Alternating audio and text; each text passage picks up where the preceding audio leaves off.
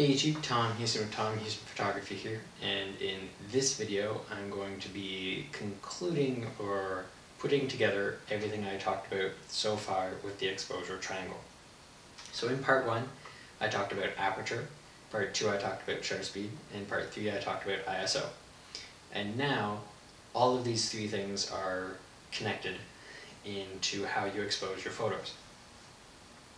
So to put it all together, when you're taking a photo and it is either too bright or too dark, you have a couple of options that you can choose to either brighten or darken your photo.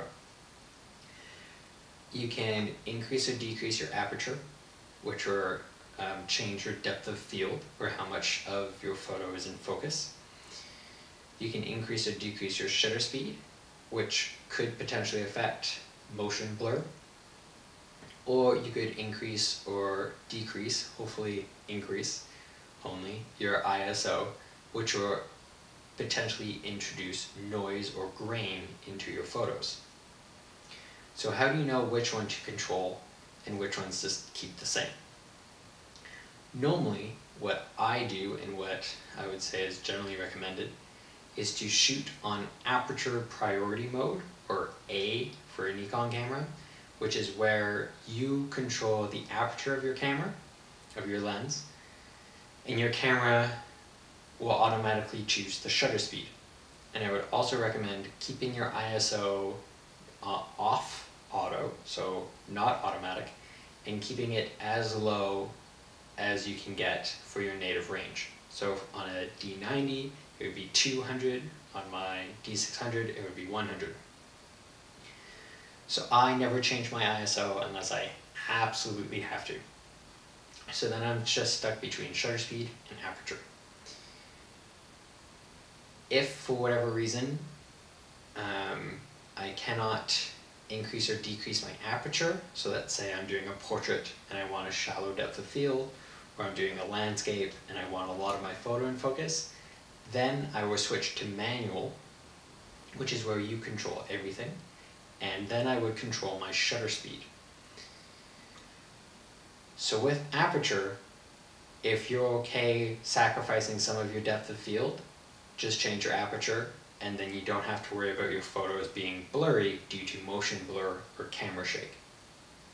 However, if you have to keep your aperture the same, or if you're already at the largest it can open up to, which is a possibility if you're doing nighttime photography or photography inside and you need as much light as you can possibly get, so you crank open your diaphragm of your lens so you have it at its maximum aperture, and then you need as slow of a shutter speed as you can get away with, then you would use the 1 over your focal length rule, and that would give you the slowest shutter speed you should use.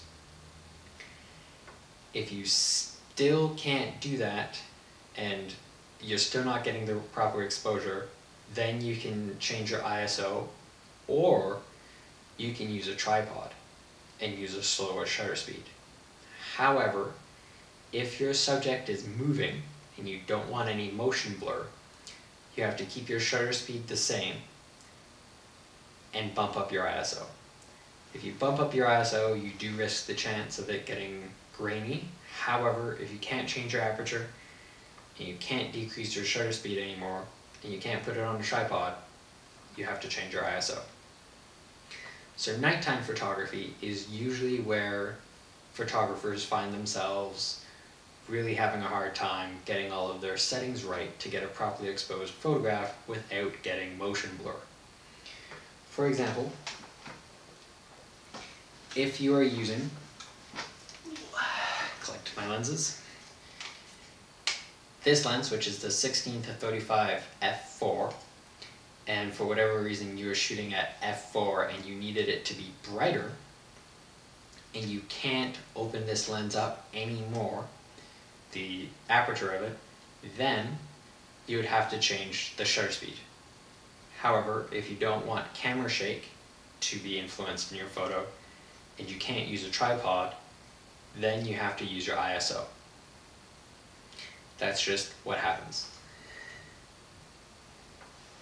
Another thing you can do is you can invest in lenses that have a larger aperture, a larger maximum aperture. And this will allow you to just open up your aperture even more to let in more light, and hopefully that will let in enough light that you will still have some cushion room with what shutter speed you can use, and you can keep your ISO down as low as you possibly can.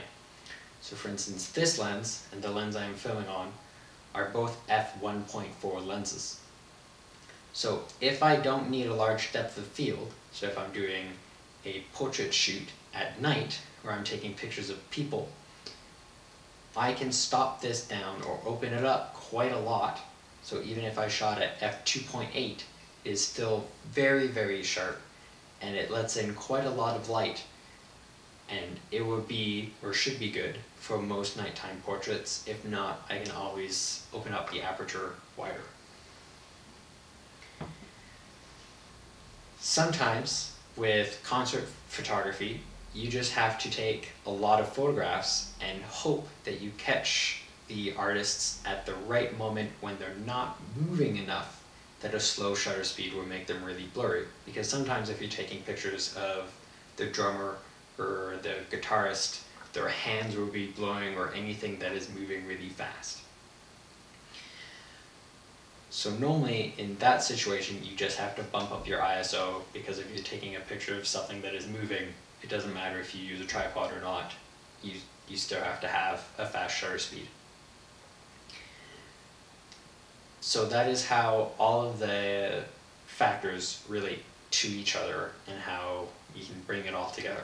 So just to recap, aperture controls depth of field. So if you're okay with sacrificing your depth of field with your photo, I would recommend just sticking with aperture priority, which allows you to just increase the amount of light you have by increasing the diameter of your lens, which affects your depth of field. However, if you're doing portraits or landscapes and you have to keep your aperture at a fixed number for what you want to get out of your photo, and your photo is still not properly exposed, then you control your shutter speed and keep your aperture fixed.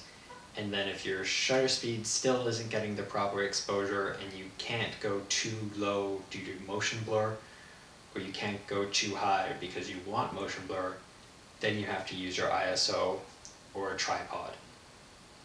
So I hope that helps. It's just a general summary of how you can put your ISO, your aperture, and shutter speed together to properly expose for your photo, as well as dealing with motion blur, depth of field, and limiting the amount of grain or noise that is in your photo. However, if you have any specific scenarios or examples that you have questions still about, please let me know and I'll be more than happy to answer them for you. However, for now, that is all I have to say about putting aperture, shutter speed, and ISO together. So again, I hope that helps.